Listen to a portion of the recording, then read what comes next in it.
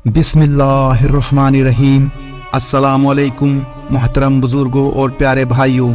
शुरू अल्लाह के पाक नाम से जो बड़ा मेहरबान और निहायत रहम करने वाला है। नाजरीन, इस वीडियो को देखने के बाद आप हर वक्त अल्लाह का शुक्र और बड़ाई करना नहीं छोड़ोगे, चाहे आपके ऊपर दुख, मुसीबतें, परेशानियों की इंतहा हो जाए, आपको अल्लाह से ना खत्म होने वाली मोहब्बत हो जाएगी। तो चलिए शुरू करते हैं। हजरत मौलाना बद्र आलम साहब रहमतुल्लाह अलैह ने तर्जुमानुस सुन में इस हदीस का जिक्र फरमाया है कि बनी इसराइल में 3 आदमी थे। उनमें से एक आदमी के चेहरे पर कोढ़ के निशान थे, दूसरे के सर पर बाल नहीं थे और तीसरा आंखों से अंधा था। उन तीनों के साथ अजीब मामला पेश आया।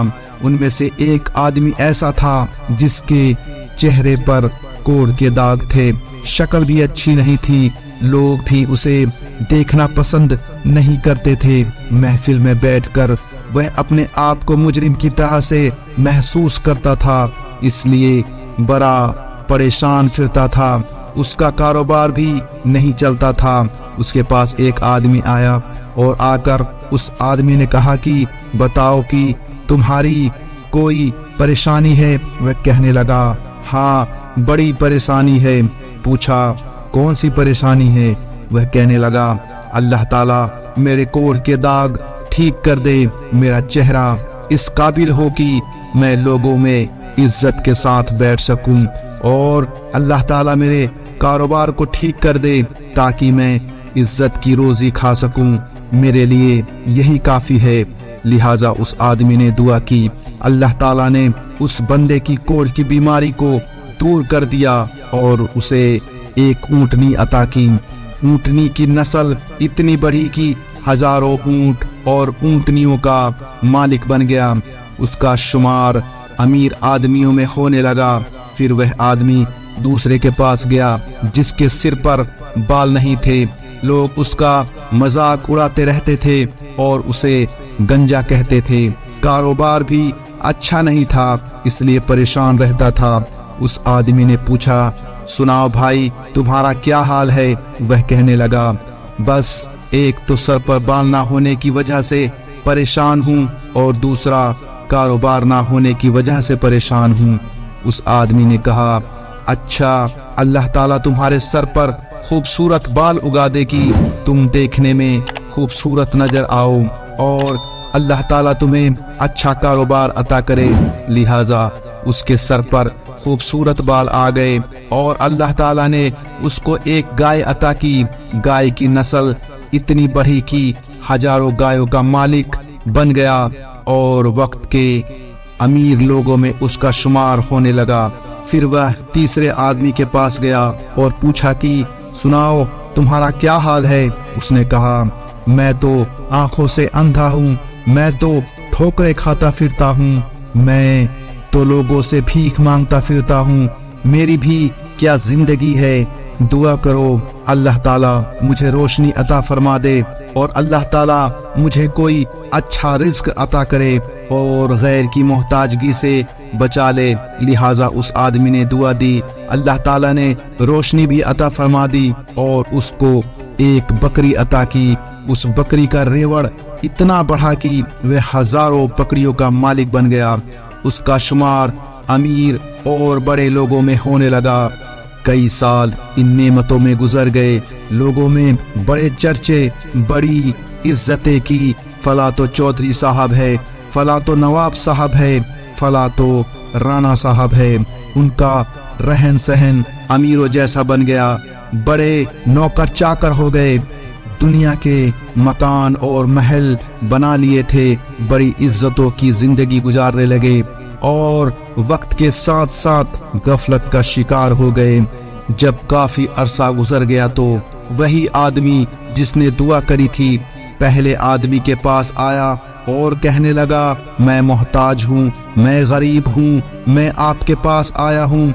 एक वक्त था जब आपके पास कुछ नहीं था, अल्लाह ताला ने आपको सब कुछ अता कर दिया। आप मुझे اسی اللہ کے نام پر کچھ دے دیں۔ یہ سن کر اس آدمی کو بڑا غصہ آیا، کہنے لگا تم نے یہ کیوں کہا کہ ایک وقت تھا جب تمہارے پاس کچھ نہیں تھا؟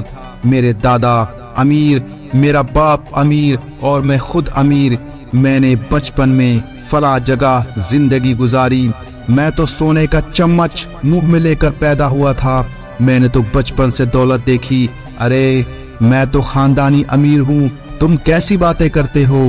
تم نے لوگوں کے سامنے یہ بات کر کے میری بے عزتی کر دی۔ اس نے کہا اچھا پھر جیسے تم پہلے تھے اللہ تعالیٰ تمہیں ویسا ہی کر دے۔ یہ کہہ کر وہ آدمی چلا گیا۔ اللہ تعالیٰ کے ارادے سے اس کو پھر کوڑ کا مرض ہو گیا، ایسی بیماری پھیلی کہ ساری کی ساری اونٹنیاں مر گئی، جائیداد ختم ہو گئی، اور یہ اسی پہلی والی حالت میں دوبارہ آ گیا۔ پھر وہ آدمی دوسرے کے پاس گیا، اس کو کہنے لگا کہ میں بڑا غریب ہوں، محتاج ہوں، مجھے اللہ کے نام پر کچھ دے دو۔ اسی اللہ کے نام پر جس نے آپ کو سب کچھ دیا جبکہ آپ کے پاس تو اپنا کچھ بھی نہیں تھا۔ وہ کہنے لگا تم نے کیسی بات کی؟ ارے میں بڑا عقل مند آدمی ہوں، دنیا مجھے بڑا بزنس مین کہتی ہے، دنیا میرے فیصلے مانتی ہے، میں نے فلاں کاروبار کیا، ایسا سودا کیا کہ مجھے اتنی بچت ہوئی، فلاں سودا کیا اتنی بچت ہوئی۔ میاں محنت سے کمایا ہے، بغیر محنت کے کچھ نہیں ملتا، تم ویسے ہی چل کر آ گئے، بھوکے ننگے بن کر تمہیں کیسے مل سکتا ہے؟ ہم نے یہ محنت کی کمائی کی ہے، کوئی آسمان سے ویسے نہیں گر گیا، ہم نے دن رات اس کے پیچھے محنت کی تب ہمیں یہ ملا ہے۔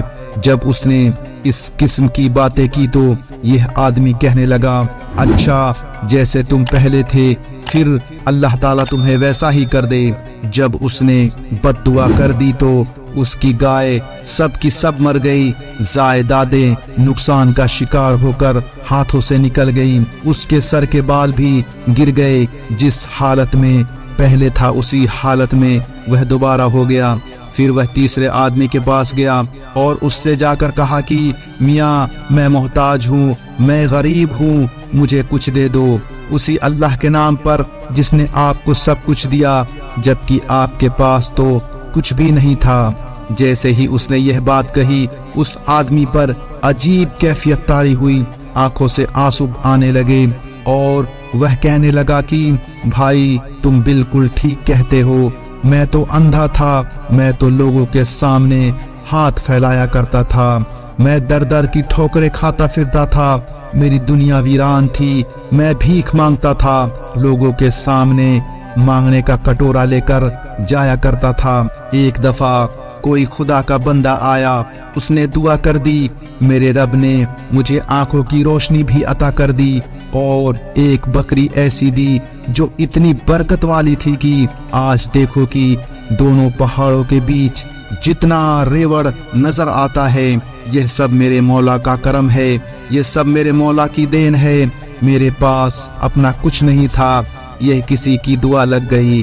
میرے دوست تم اس اللہ کے نام پر مانگنے کے لیے آئے ہو، میرا ریوڑ تمہارے سامنے ہے، تم جتنا چاہو ان بکریوں میں سے لے سکتے ہو، میرے مال میں سے جتنا چاہو تم لے سکتے ہو، میں اپنی اوقات کو کیوں بھولوں، میں تو وہی اندھا ہوں، میرے مولا نے مجھ پر کرم کیا۔ اس اجنبی آدمی نے کہا تمہیں مبارک ہو، میں تو اللہ کا فرشتہ ہوں، اللہ تعالیٰ نے مجھے 3 بندوں کے پاس امتحان کے لیے بھیجا تھا، 2 بندے اپنی اوقات کو بھول گئے اور ان سے پروردگار نے نعمتوں کو واپس لے لیا، مگر تم نے اپنی اوقات کو یاد رکھا، جا اللہ تعالیٰ تیری عزت اور مال میں بڑھوتری کرے۔